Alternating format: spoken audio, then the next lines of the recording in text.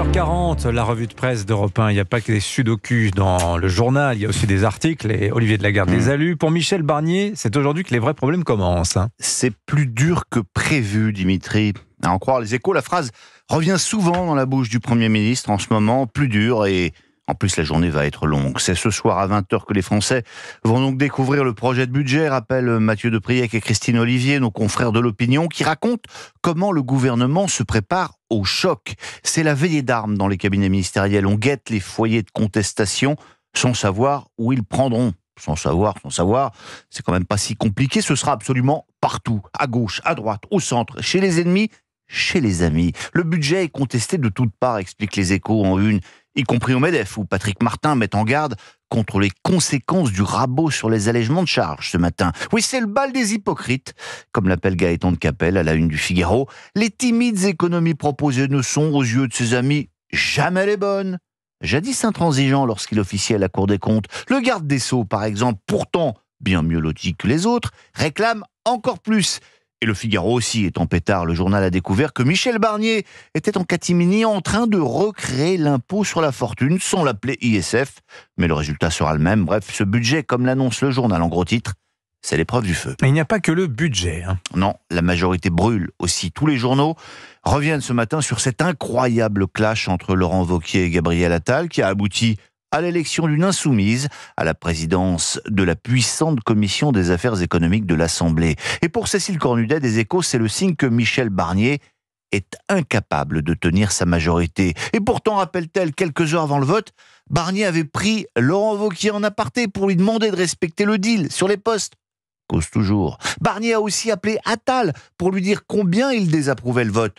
Recause toujours. Non, décidément, c'est bien plus dur que prévu. Alors, il y a pourtant aussi des gens heureux. Oui, et vous les découvrirez dans La Croix, toujours dans ce style très bisounours.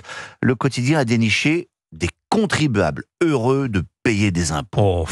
Nous faisons ainsi la connaissance de Laurent, qui gagne 5 000 € par mois. Que l'on braquette ne me gêne pas, dans la mesure où cet argent sera bien utilisé, déclare ce contribuable modèle. Sympa, comme disait Gabin dans Le Président, c'est comme les patrons de gauche et les poissons volants, ça existe, mais cela ne constitue pas la majorité du genre. Alors, il y a aussi un ministre heureux. Bruno Retailleau, véritable star de ce gouvernement, il est à la une ce matin du Parisien aujourd'hui en France pour annoncer un nouveau tour de vis migratoire. Il souhaite notamment revenir sur la circulaire Valls qui permettait de régulariser 30 000 sans-papiers chaque année. Ça va faire causer. Et puis Bruno Retailleau a aussi les honneurs de la couverture du Point cette semaine. Dans ses colonnes, Nathalie Chuc nous explique sa stratégie. En fait, c'est de bastonner, quitte à en prendre plein la tronche par la gauche et les macronistes, mais il aura l'opinion et sera intouchable, décrypte un spécialiste qui parie les Français vont aimer Retailleau. Allez, on termine par une bonne nouvelle aujourd'hui. Et elles ne sont pas évidentes à trouver en ce moment, je vous assure, mais je l'ai dégoté dans l'opinion. Bon, hier, d'accord, grâce à Marion et à Anissa, la journée a un peu ressemblé à ce vieux tube de Sacha Distel. C'est le nom pour plus de...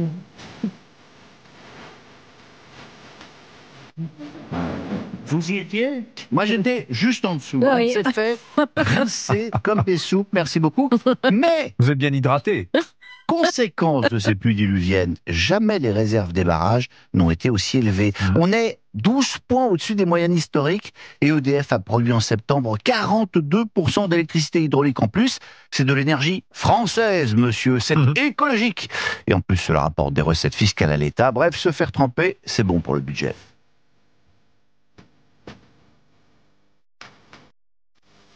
L'avantage, vous, Olivier, c'est que quand vous êtes sous la pluie, vous ne frisez pas, quoi. Donc, vous pouvez y rester. Mais Annie, attendez que l'édition se termine. Voilà, on verra dans quelques années. Vous allez le voir, Vous savez, les chutes de cheveux, ça vient des fois à des moments de la vie, on s'y attend pas.